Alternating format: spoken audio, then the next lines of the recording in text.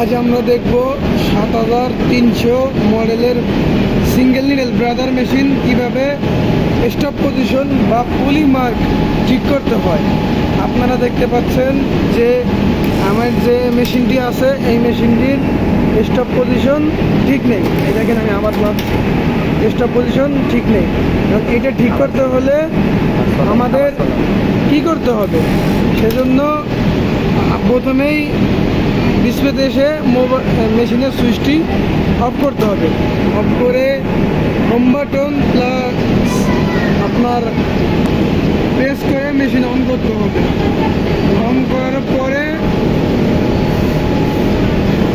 pose করো, তারপরে new shape এই প্রোগ্রামে গিয়ে আমি পুলি মার্কটি সঠিক রোটেশনে ঘুরিয়ে